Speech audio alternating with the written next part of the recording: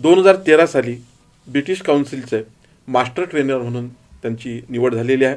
महाराष्ट्रात अनेक ठिकाणी इंग्लिश कॉन्फरन्समध्ये त्यांनी भाग घेतलेला आहे. ते फक्त शिक्षकच नाहीत, ते उत्तम अभ्यासक आहेत, उत्तम वक्ते आहेत. जवळजवळ 150च्या पेक्षा जास्त त्यांची भगवद्गीतेवरती प्रवचनं झालेली आहेत. गेल्या 16 वर्षापासून इंग्लिश स्पीकिंगचे वर्ग ते चालवतात आहेत आणि या वर्गाच्या माध्यमातून त्यांनी अनेक आपले विद्यार्थी घडून आज ते विद्यार्थी उच्च पदस्थ आहेत. ही अतिशय अभिमानाची बाब आहे. असं सर्व आपला अनुभवाचं गाठोडं घेऊन आज दिलीप बोबडे सर आपल्यामध्ये आहेत. त्यांच्याकडून आपण विद्यार्थ्यांना त्यांचं मार्गदर्शन या ठिकाणी घेणार आहोत. बोबडे सर, मी तुम्हाला एक प्रश्न असा विचारतो की साधारणतः 70% विद्यार्थ्यांना इंग्लिश हा विषय कठीण वाटतो किंवा आपण त्याला सामोरे जाऊ काय, आपल्याला ते तेवढं यश येईल काय, असा एक दबाव इंग्रजी या विषयाच्या बाबतीत असतो. हा दबाव कमी करण्याच्या दृष्टीनं किंवा या दबावातून मुक्त होऊन त्यांना यश मिळण्याच्या बाबतीत आपण विद्यार्थ्यांना काय सांगू शकाल? First of all, I would like to thanks to SCN channel and thanks to you, sir, because our SCN channel is going to be introduce these types of programs. आपल्या 70% विद्यार्थ्यांना जेव्हा आपण इंग्लिशमध्ये चांगले मार्क्स मिळावे असं जेव्हा वाटतं, तेव्हा इंग्लिशचा पेपर आपल्या हाती आल्यानंतर तो चांगल्या प्रकारे त्यांनी रीड केला पाहिजे. त्याच्यासाठी आपण बोर्डातर्फे देखील 5 मिनटं 10 मिनटं दिलेले असतात. कारण की तो पेपर जर त्यांनी चांगल्या प्रकारे रीड केला तर त्यांच्या लक्षात येतं की कोणते प्रश्न या पेपरमध्ये आलेले आहेत. ते वाचून घ्यावा आणि समजून घ्यावं की कोणते प्रश्न सोडवायचे आहेत, कोणते प्रश्न सोडवायचे आहेत. आणि ब्रेनची एक प्रोसेस असते की ब्रेनला आपण एखादा सेटअप दिला की ब्रेन आपल्याला त्याचे उत्तरं हळूहळू क्लिक करायला सुरुवात करते. आणि म्हणून जे आपले विद्यार्थी आहेत त्यांनी पहिल्यांदा तो वाचून घ्यावा.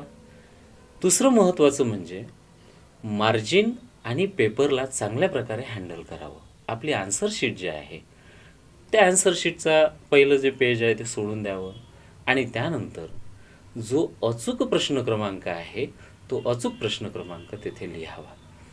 जसं पहिला प्रश्न जो असतो तो पहिल्या प्रश्नामध्ये A1, A2, A3, A4 आणि A5 असे प्रश्न असतात. आणि त्यामध्ये A1, A2, A3 आणि A4 मध्ये जे प्रश्न असतात ते प्रश्न आपल्या पॅसेजमधूनच आपल्याला शोधावे लागतात. विद्यार्थ्यांसाठी ते काम थोडं सोपं आहे.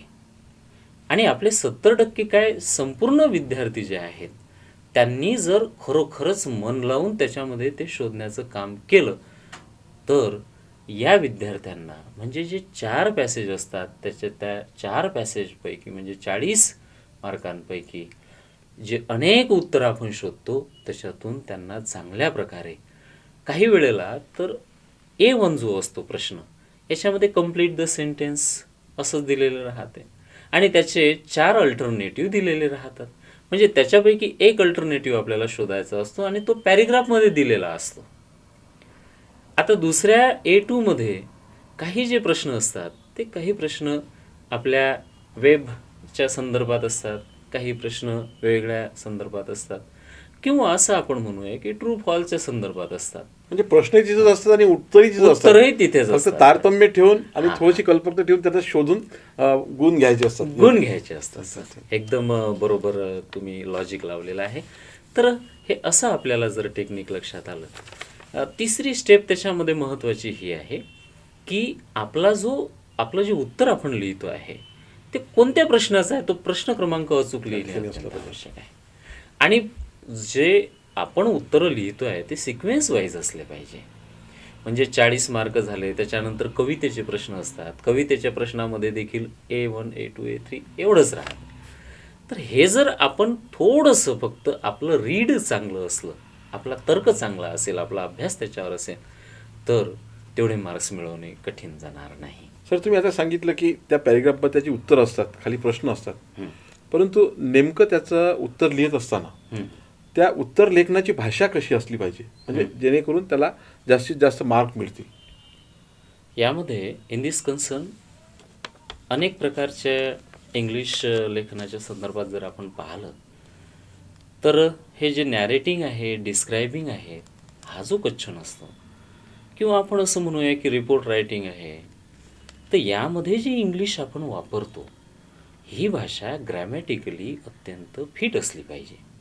आणि दुसरी गोष्ट म्हणजे यामध्ये जर आपण एखादा जर पॅसेज लिहित असेल, जर आपण समजा आता 6वा प्रश्न आहे, बी इन्फॉर्मेशन ट्रान्सफर आहे आणि त्याचा एक पॅसेज आपण लिहित असेल किंवा आपण लेटर रायटिंग करत असेल, तर यामध्ये आपण जास्तीत जास्त लेटर रायटिंग करत असताना, रिपोर्ट रायटिंग करत असताना, नॅरेटिंग, डिस्क्रायबिंग किंवा इन्फॉर्मेशन ट्रान्सफरचा पॅसेज लिहित असताना याच्यामध्ये पॅसिव्ह व्हॉईसमध्ये ही उत्तर लेखनाची भाषा पॅसिव्ह व्हॉईसमध्ये असलं पाहिजे. असले पाहिजे. Yes. म्हणजे पॅसिव्ह व्हॉईस हा जो आहे हा असा अपेक्षित आहे विद्यार्थ्यांकडून. पण आता विद्यार्थ्याला तेथे ती भाषा त्याला तेथे नाही लिहिता आली तर काही त्याचा दबाव घेण्याचं कारण नाही. आपण त्याला ॲक्टिव्ह व्हॉईसमध्येही ते वाक्य लिहू शकतो, पॅसिव्ह व्हॉईसमध्येही लिहू शकतो. परंतु आपण इंग्लिशमध्ये लिहित असताना जनरली मोठा पॅसेज 5 मार्काचा असेल तर त्यामध्ये नॉट ओनली बट ऑल्सोचा उपयोग, ॲज वेल ॲजचा उपयोग, त्याच्यानंतर एखाद्या ठिकाणी जर आवश्यक असेल तर डायरेक्ट इनडायरेक्ट स्पीचचा उपयोग, जेथे आवश्यक आहे तेथे डिग्रीचा, वन ऑफ दचा उपयोग हा त्यांनी केला पाहिजे, विद्यार्थ्यांनी केला पाहिजे असं अपेक्षित आहे बोर्डाकडून. म्हणजे त्याच्यामध्ये लेटर रायटिंगमध्ये आपण कमीत कमी 3-4 फ्रेजेस वगैरे वापरल्या तर अत्यंत छान असं ऑर्नामेंटल लेटर आपण तयार करू शकतो. आणि असं समजा की नॅरेटिंग असो की डिस्क्रायबिंग असो किंवा एखादा पॅसेज असो, त्याच्यामध्ये एखादं चांगलं कोट, समजा राधाकृष्णन यांनी असं असं म्हटलेलं आहे, असं एखादं कोट जर असं सेंटेन्स त्यांना लिहिता आलं, जसं आता ट्री प्लांटेशनवर पॅसेज आहे आणि जर सुरुवातीलाच लिहिलं की ट्रीज आर ग्रीन गोल्ड, म्हणजे वृक्ष हे हिरवं सोनं आहे, ट्रीज आर ग्रीन गोल्ड, तर त्या पॅसेजला उठावदारपणा येतो, अलंकारिक स्वरूप येतं आणि जे कोणी चेक करणारे असतात त्या पेपरकडे अत्यंत सकारात्मक दृष्टीनं मार्क्स देण्याचा भाग. म्हणजे त्या भाषेच्या ज्ञानाबरोबर त्याच्यामध्ये त्या विद्यार्थ्यामध्ये कल्पकता आहे. कल्पकता असं हे होतं. हा अत्यंत अचूक असा आणि- शब्द हा, हा, तुम्ही वापरला सर, कल्पकता. विद्यार्थ्याच्या मध्ये स्वतःची कल्पकता असणे हे फार आवश्यक आहे. आणि त्या कल्पकतेमुळे तो व्हॅल्यूवर जो आहे हो, हो. तो सुद्धा आकर्षित होऊन त्याला गुणदान चांगलं गुणदान होऊ चांगलं. शकतो आणि चांगले मार्क त्याच्यामध्ये चांगले मिळू marks शकतात. त्याच्यामध्ये आता पेपरमध्ये अनेक प्रश्न, जसं मी सांगितलं, वेगवेगळे पत्र लेखनाचा प्रश्न आहे, बाकी प्रश्न आहे. असे कोणते प्रश्न आहे की त्याला विद्यार्थ्यांनी पेपर सोडवत असताना जास्त महत्त्व दिलं पाहिजे? मला असं वाटते की सगळेच प्रश्न महत्त्वाचे आहेत.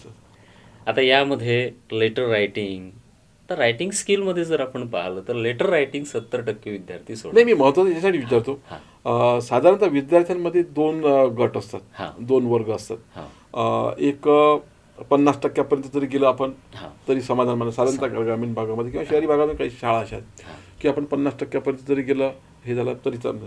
आणि काहींचं टार्गेटच आउट ऑफचं असतं. त्या दृष्टीनं त्यांनी कोणत्या प्रश्नाला किती महत्त्व दिलं पाहिजे?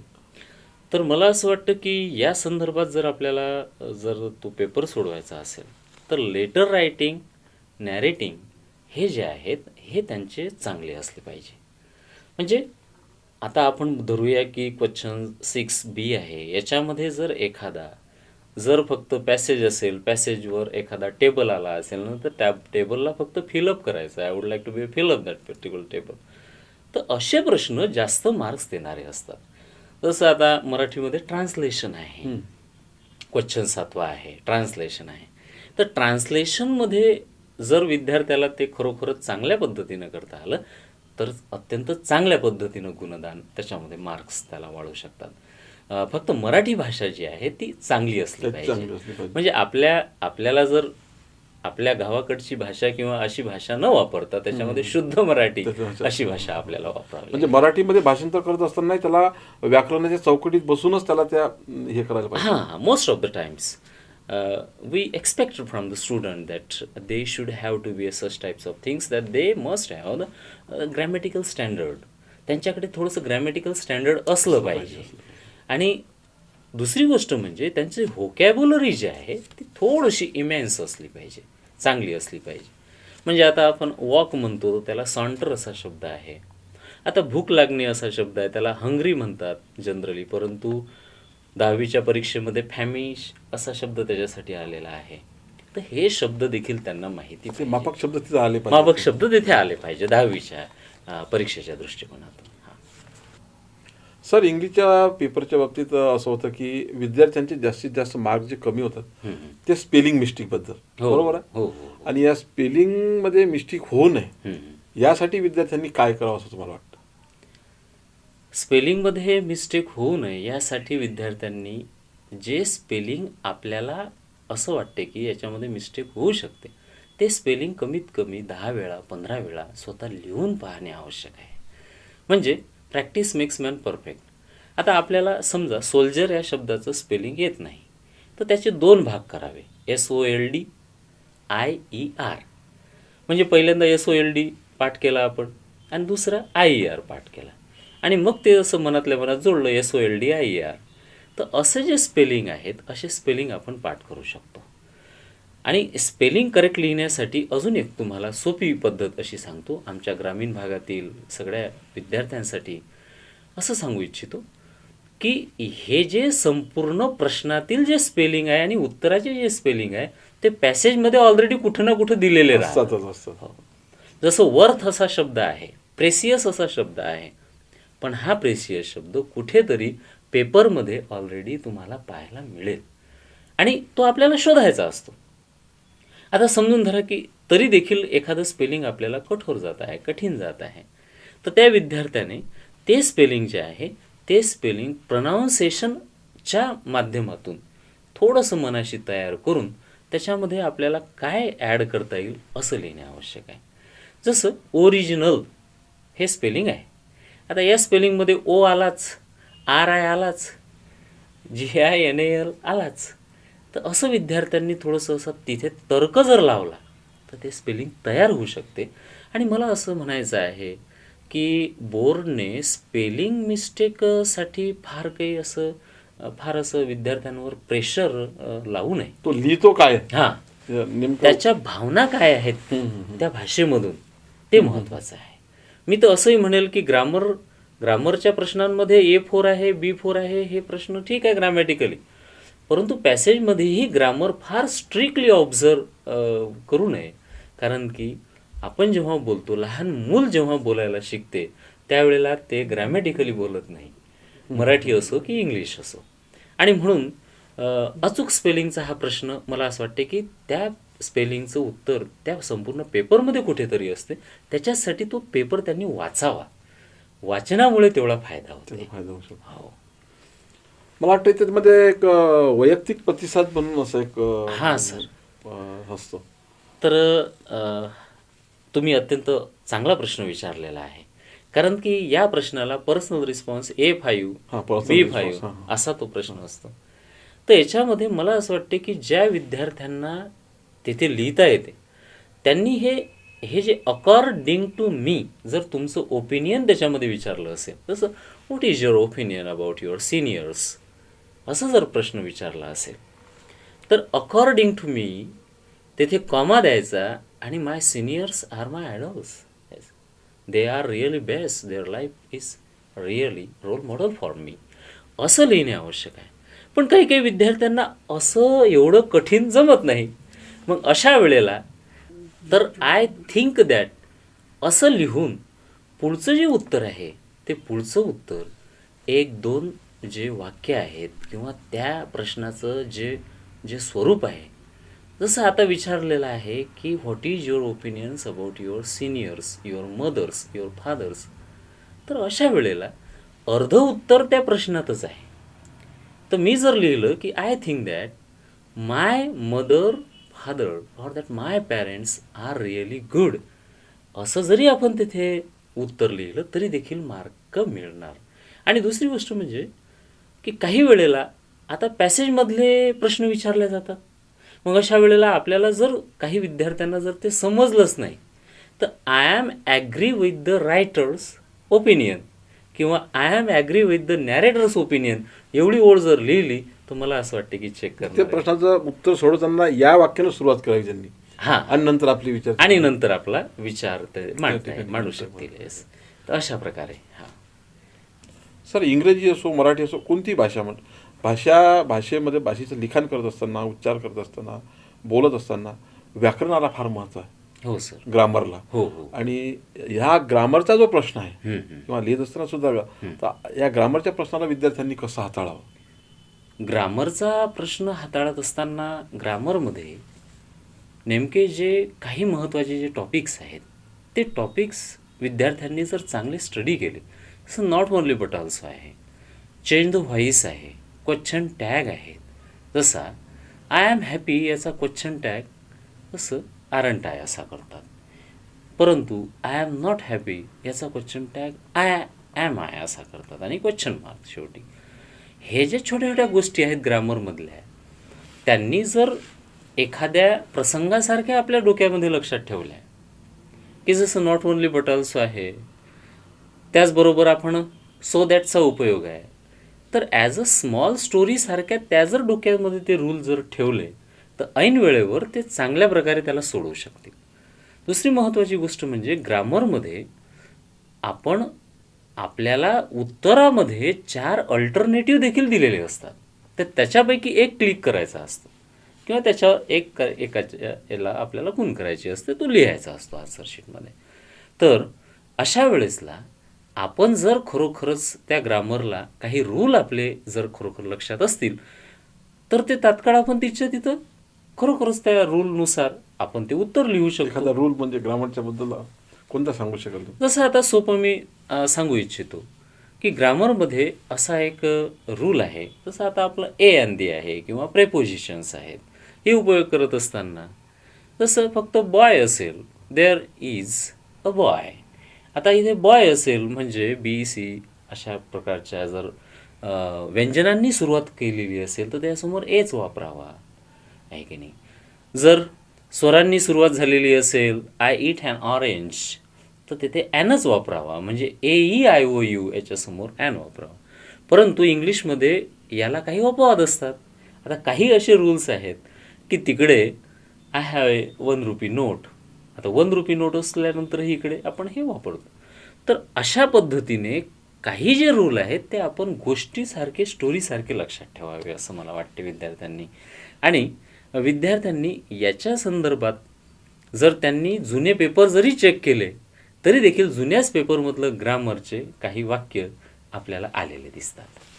तर हा ग्रामरच्या संदर्भात आपण म्हणजे मागील वर्षाचे जे पेपर आहेत supplementary annual हां, paper. त्यांनी आता सध्या ते सगळं ग्रामर जे आहेत ते सगळं ग्रामर थोडंसं पाहायचं, तर सोडून पाहायचं, तर त्याच्यामुळे त्यांचा तो प्रश्न देखील सॉल्व्ह होऊन जाईल. सर, आपला विद्यार्थी आपण जे पाहतो, हां. आपण आपल्या वेळेला 10व्या वर्गात गेल्यानंतर हो. अभ्यासाला सुरुवात करायची. हो. आता तो पॅटर्न बदलला. हम्म. साधारणतः विद्यार्थी 9व्या वर्गात दिवाळीच्या नंतरचं जे सत्र आहे हो. तिथूनच अभ्यासाला सुरुवात करतात. हो हो सांगायचं तात्पर्य असं की विद्यार्थ्यांची 1.5 वर्षाचे प्रयत्न, हो हो त्यांच्या गुरुजनांचे प्रयत्न, हम्म. त्याला कोचिंग करणाऱ्या ट्युशन क्लासमधल्या गुरुजनांचे प्रयत्न, हां. आई वडिलांचे प्रयत्न, हम्म. या सर्वांचं टार्गेट एकच असतं हो. की आपल्याला जास्तीत जास्त गुण मिळावे, मार्क्स मार्क्स मिळावे. बरोबर आहे. म्हणजे जे आहे त्यापेक्षा आपण अधिक चांगलं कसं लिहू, अधिक जास्त मार्क, जास्तीत जास्त गुण कसे घेऊ, हम्म. त्या व्हॅल्यूवरच्या हातून जास्तीत जास्त मार्क हिसकावून घेण्याच्या अनुषंगानं त्या विद्यार्थ्यांनी पेपर कसा लिहिला, म्हणजे त्यांनी काय केलं पाहिजे? अत्यंत चांगला असा प्रश्न तुम्ही विचारलेला आहे. कारण शेवटी टार्गेट आपल्याला टार्गेट आहे जास्तीत जास्त मार्क्स मिळवणे. तर मला असं वाटते की आपल्याला जर जास्तीत जास्त मार्क्स मिळवायचे असतील तर पेपरमध्ये शक्यतोपर्यंत कोणत्याही याला खोडतोड करणार नाही आपण, याचा प्रयत्न करा. कारण की ज्या वेळेला आपला पेपर नीट आणि टायडी होतो, अत्यंत क्लीन चांगल्या पद्धतीने आपण लिहितो, त्यावेळेला त्या पेपरचं फर्स्ट इम्प्रेशन तयार होतं. म्हणजे आखीव रेखीव अशी मार्जिन, प्रश्न क्रमांक अचूक देणे. त्यानंतर मार्क्स वाढवण्यासाठी दुसरा महत्त्वाचा टप्पा आहे की आपले जे स्पेलिंग आहेत ते स्पेलिंग शक्यतोपर्यंत करेक्ट लिहिण्याचा प्रयत्न करावा. कारण की पुष्कळ वेळाला आपणही याच्या अगोदर बोललेले आहात की स्पेलिंगमुळे काय होते की त्या वाक्याचा अर्थ बदलतो. हा अर्थ बदलू नये म्हणून त्यानं तो स्पेलिंग जे आहे ते करेक्ट लिहावं. तिसरं महत्त्वाचं म्हणजे आपल्याला जो प्रश्न चांगल्या पद्धतीनं सोडवता येतो, जसं तुम्हाला लेटरचा प्रश्न चांगल्या पद्धतीनं सोडवता येतो, तो असा सुबक पद्धतीने एकदम सुरुवातीला लिहून first impression is the last impression तयार करावं. चौथं महत्त्वाचं म्हणजे की पेपरमध्ये जिथे आपण काही कॅन्सल केलेलं असेल, खोडतोड केलेली असेल, तिथे आपली सही, त्या वर्गावरचे जे शिक्षक आहेत त्यांची सही असं घेऊन, आणि त्याच्यानंतर काय आहे की आपण पेपरमध्ये प्रत्येक प्रश्न झाल्यानंतर त्याला एंड लाईन द्यावी, नीटनेटकेपणा ठेवावा. जो नवीन प्रश्न आहे तो नवीन प्रश्न हा नवीन पेजवर सुरुवात करावा. म्हणजे जर समजा आपल्या याच्यामध्ये जर मोकळेपणा असेल, सुबकता असेल, तर व्हॅल्यूवर जे आहेत ते व्हॅल्यूवर तुम्हाला मार्क्स वाढवतात. आणि एक महत्त्वाचं अजून सांगतो सर, पाचवं महत्त्वाचं सांगतो की आपली सुरुवात जी आपण पॅसेज लिहित असताना, नॅरेटिंग किंवा डिस्क्रायबिंग किंवा रिपोर्ट रायटिंग करत असताना, शक्यतोपर्यंत 4-5 ओळीपर्यंत कोणतंही खळखोळ होणार नाही याची दक्षता घेणं अत्यंत आवश्यक आहे. याच्यामुळे ते मार्क्स वाढतात. आता कसं आहे की काही वेळेला टेन्स महत्त्वाचे असतात. जसं तुम्हाला एखाद्या वेळेला, जसं रेअरली समजा स्टोरी रायटिंग आली तर स्टोरी ही पास्ट टेन्समध्ये असावी. But suppose that in place of story there is another matter, then you should have to be maintain well known past tense or that past continuous tense. जिथे आवश्यक आहे तिथं त्या टेन्सचे बदल आपण पर्सनल रिस्पॉन्समध्ये A5 किंवा B5मध्ये म्हणा, किंवा रिपोर्ट रायटिंगमध्ये म्हणा, किंवा याच्या नॅरेटिंगमध्ये म्हणा, तर टेन्स हे अत्यंत चांगल्या पद्धतीनं तिथे आवश्यक आपल्याला खबरदारी घेऊन लिहावे लागतात. याच्यामुळे जे चेक करणारे असतात त्यांच्या लक्षात येतं की विद्यार्थ्याकडे जो तुम्ही अगोदर एक शब्द वापरलेला होता, जी कल्पकता आहे, म्हणजे त्याचं जे स्टँडर्ड आहे त्या पेपरला समजण्याचं, तर ते त्याच्याकडे येऊन जातं. मला असं वाटते की मार्क्स वाढवण्याचा अजून एक महत्त्वाचं म्हणजे की तुमचं माइंड कॉन्सन्ट्रेशन, तुम्ही जेव्हा पेपरला जाता त्यावेळेला काही वेळेला काही विद्यार्थी असा पेन नेतात की जो अत्यंत अंधुक चालायला लागतो, मग तो तिथे चेंज करतात, मग अजून पुन्हा हे करतात. तर आपण पेपरला जात असताना सकाळपासूनच कोणत्याही प्रकारच्या टीव्हीवरच्या प्रोग्रामकडे बघू नये. विशेषतः सगळ्या विद्यार्थ्यांना मी येथे सांगू इच्छितो की तुम्ही पेपरच्या कालावधीमध्ये कोणतेही सिरियल, कोणतेही चित्रपट किंवा कोणत्याही प्रकारचे असे प्रोग्राम बघू नये की जे कारणानं तुमच्या माइंड प्रोग्रामिंगमध्ये याच्यामध्ये डिस्टर्बन्स निर्माण होते. म्हणजे होतं काय की एखादं सिरियल बघितलं आणि एखादा खूप विद्यार्थी हुशार असेल तरी देखील त्याच्या ज्या ब्रेनच्या त्या ज्या वेव्ज आहेत त्या तिथे इफेक्ट करतात.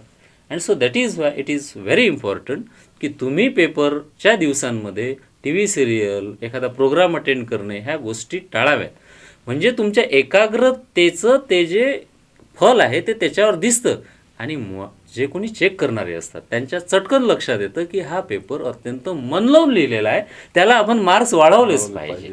हे महत्त्वाचं, त्याला त्याची एकाग्रतेबद्दल त्याला थोडीशी जाणीव होतं. हो, एकाग्रतेबद्दल हे चांगलं बोलले तुम्ही, एकाग्रता. सर, याच्यामध्ये काही विद्यार्थी असे असतात की त्याचं टार्गेटच आउट ऑफचं असतं. Yes sir. हां, म्हणजे आता मला वाटतं 80 मार्काचा पेपर आहे. हो, तर मला पैकीच्या पैकी कसे मार्क मिळतील असा उद्देश आणि चांगला उद्देश आहे. हो. तर अशा विद्यार्थ्यांसाठी तुम्ही काय सांगाल? भाषेमध्ये पैकीच्या पैकी मार्क्स मिळवणारे विद्यार्थी खूपच मोठ्या एकाग्रतेचे पाहिजेत. तुम्ही अत्यंत असा खूप सुंदर असा प्रश्न विचारलेला आहे. त्या क्वालिटीसाठी तुमचं सगळ्यात पहिल्यांदा सेंटेन्स कन्स्ट्रक्शन जे आहे ते खूप चांगलं पाहिजे. म्हणजे मला जे वाक्य लिहायचं आहे त्याची प्रत काय आहे, ग्रॅमॅटिकल स्टँडर्ड काय आहे, हे म्हणजे त्या विद्यार्थ्याच्या लक्षात येणे फार आवश्यक आहे. पुष्कळ वेळेला काय होतं की आपण म्हणतो की भाषेमध्ये म्हणजे इंग्लिशसारख्या किंवा मराठी किंवा हिंदीसारख्या भाषेमध्ये आउट ऑफ मार्क्स मिळवणे हे कठीण आहे का? तर माझ्या दृष्टिकोनातून मला असं वाटते की हे जरी कठीण असलं तरी अशक्य नाही आहे. अशक्य नाही, इट इज नॉट इम्पॉसिबल. ते तुम्ही मिळवू शकता. फक्त तुमची सेंटेन्स कन्स्ट्रक्शन कशा पद्धतीची आहे, त्याच्यामध्ये वापरलेले टेन्स कशा पद्धतीचे आहे. काही काही अत्यंत चांगले हुशार विद्यार्थी असतात, पण ऐन वेळेला समजून धरा की एखादा शब्द आहे आणि एखादा शब्द आहे इंग्लिशमधला, त्याचं स्पेलिंग त्यांनी असं लिहिलं आणि ते स्पेलिंग असं पाहिजे होतं. तर अशा वेळेला जी संपूर्ण स्ट्रक्चरमधली त्याचा जो अर्थ बदलतो, त्याच्यामुळे चेक करणाऱ्याच्या मनामध्ये तुमच्याबद्दल थोडासा निराश होतात ते, आणि मग तिथून मार्क कमी होतात. परंतु आउट ऑफ आउट मिळवणाऱ्या विद्यार्थ्यांनी 3 गोष्टी लक्षात ठेवाव्या. फर्स्ट, की स्पेलिंग मिस्टेक एकही होता कामा नये. दुसरं, की सेंटेन्स कन्स्ट्रक्शन म्हणजे वाक्य कन्स्ट्रक्शन जे आहे, वाक्याची रचना जी आहे ती टेन्स कोणते आहेत याच्यावर परिपूर्ण लक्ष असलं पाहिजे. तिसरं महत्त्वाची म्हणजे की त्याच्यामध्ये चांगल्या प्रकारच्या फ्रेजेस, चांगल्या प्रकारच्या ऑर्नामेंटल सेंटेन्सेस किंवा चांगल्या प्रकारचे जे इमेन्स व्होकॅब्युलरी आहे, वर्ड पॉवर आहे, त्याच्यामध्ये उपयोगात आणणे आवश्यक आहे. म्हणजे ते खरोखरच इंग्लिश लिहिलेलं वाचत असताना त्या व्हॅल्युअरला असं वाटलं पाहिजे की ही खरोखरच उच्च दर्जाची अशी भाषा आहे आणि मला येथे देणे आवश्यकच आहे. आणि नीटनेटकेपणा याच्यामुळे देखील फार महत्त्वाचं. आता याच्यामध्ये काय आहे की काही वेळा त्या पेपरमध्ये काय येऊ शकतं याचा गेस तुम्हाला मी सांगतो. आता काय येऊ शकतं पेपरमध्ये, तर तुम्ही 2013 पासूनचे जे पेपर आहेत ते जरी आपण थोडेसे विद्यार्थ्यांनी चाळले आणि त्याच्यामध्ये जे वेगळ्या प्रकारचे लेटर्स आहेत, नॅरेटिंग्स आहेत, रिपोर्ट रायटिंग आहेत, तर ते काही कालांतरानं रिपीट झालेले आहेत. तर अशा वेळेला ते पेपर जर चाळत आपण ते पेपर घरी सोडवायला शिकलो, 3 तासात अचूक असं सोडवायला शिकलो, तर तुमच्या ब्रेनमध्ये अशा प्रकारची एक क्वालिटी तयार होते की तुम्हाला अंदाज यायला लागतो. आणि मग त्या विद्यार्थ्याला ते कमीत कमी 21 पेपर इंग्लिशचे त्याने सोडवले, घरी सोडवले, 3 तासात सोडवले, तर त्या विद्यार्थ्याचं रायटिंग जे आहे ते अत्यंत फ्लोईंग होतं आणि ते तिथं तो जो विद्यार्थी आहे, 80 मार्काचा जो पेपर आहे, तो पेपर 2.5 तासामध्ये सोडवतो sir.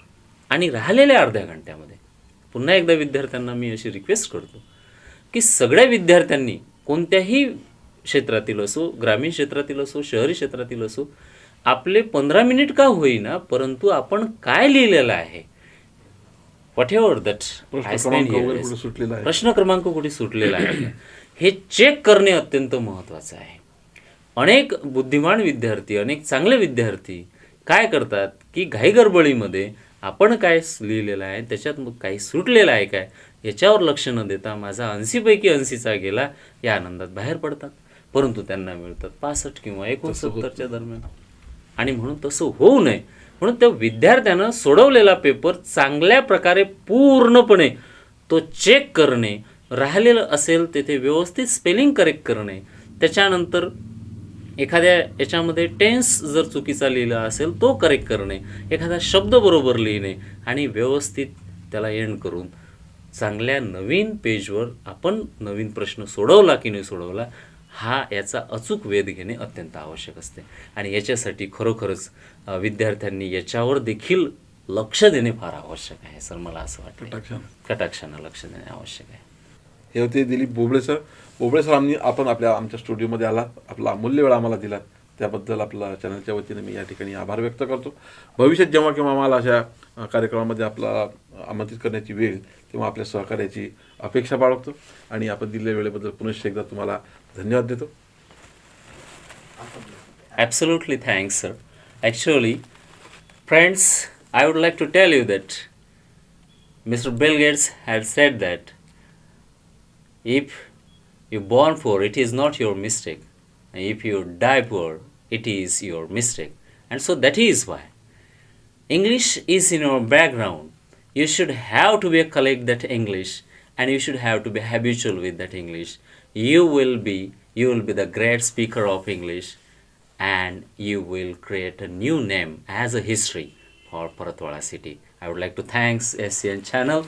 Really, that you have given me a chance. I would like to thank Khalke sir Thank you. that really you have given me a chance. Thank you very much.